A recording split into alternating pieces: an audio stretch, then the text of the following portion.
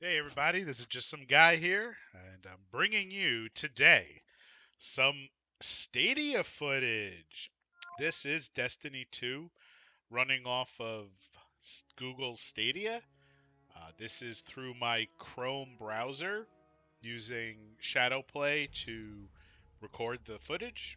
So this is a 720p output so far on Chrome browser, 60 FPS. And I'm gonna tell you, people, that's why it's really better when you, in my opinion, when you have someone who has no influence when it comes to video games. I don't pick sides. I don't get paid. I don't get gifts from anyone. I have no affiliation with any of these companies. But I have to tell you, all the shit that is getting thrown around online about Stadia, xCloud, cloud gaming, I don't see it, people. I think everyone's full of shit. Again, this is Google Stadia through my Chrome browser. It does show Xbox button bindings because I'm using an Xbox One controller. If you plug in your PS4 controller, you're going to see PS4 button prompts. And if you're doing keyboard and mouse, you'll see those bindings. This is Destiny 2 running flawless, people, without a hitch. There's not one hiccup. There's not one sound issue. I barely, and I mean barely, feel the lag. If you're a hardcore gamer, you're into the Crucible multiplayer, or just multiplayer online shooters in general, Stadia and Project xCloud are not going to be like your go-to platform. It's just not.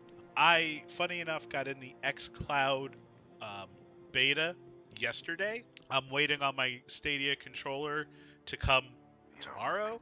I only know how to play Project xCloud through my cell phone.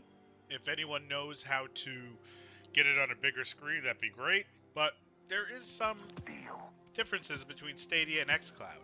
Stadia gets into the games faster. xCloud has to prepare your game. It has this little cute animation of a rocket, or I think it's a rocket, like taking off. Because at the end of the day, it's literally an Xbox One instance. At least that's how I understand it. So Stadia gets right into the game. The load-in time is insane. On my PC, I have a solid state drive. I have Destiny 2 on Steam. And Stadia logs in about 30 seconds faster than the PC. I did record both. However, I have no editing skills. I just know how to put this video together by putting my recorded track on top of the video track in a very basic video editor. No idea how to do side by side, all that cool stuff that you see all these pros do and all that on YouTube. I don't have time for that bullshit. I got a real job. But at the end of the day, um, Stadia has the advantage right now. I don't care what anyone says. Again, influencers, YouTubers, Twitter talking heads.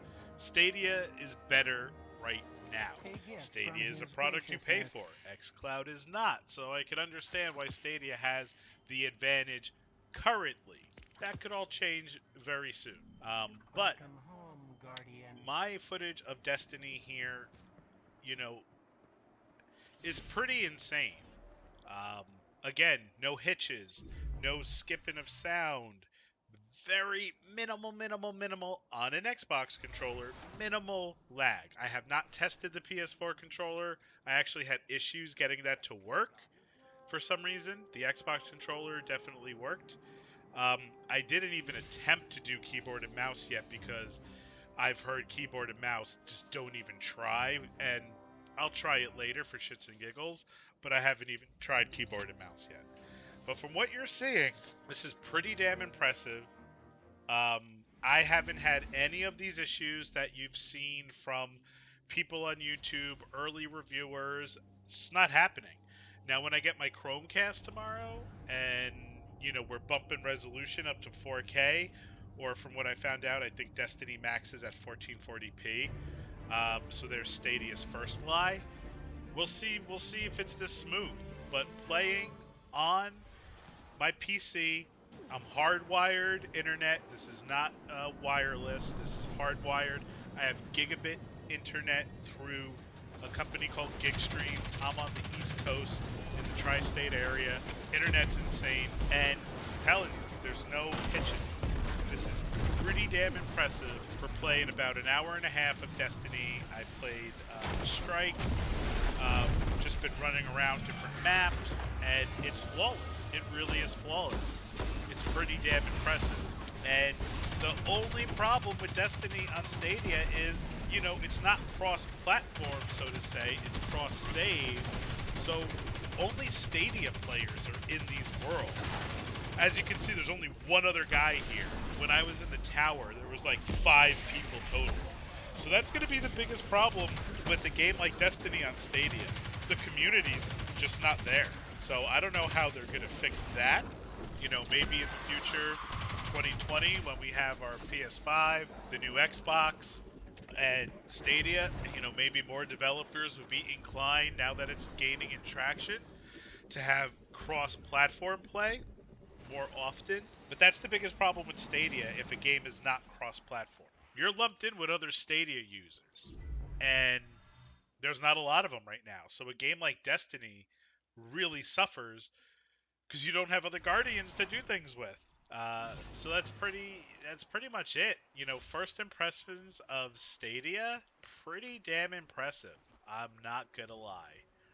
I'm gonna try to figure out how to record Project xCloud, and I'm gonna upload another video, and that one's gonna be real time, and and we'll see how well it works while I'm recording it, and I'll upload again because I'm fortunate enough to have both, and I think someone like me who's a average, I wouldn't say average, I'm playing more than average, but someone like me who invests in all these consoles, I'm not paid by anybody to persuade my opinion. You know, Google Stadia knocked it out of the park for me. Peace.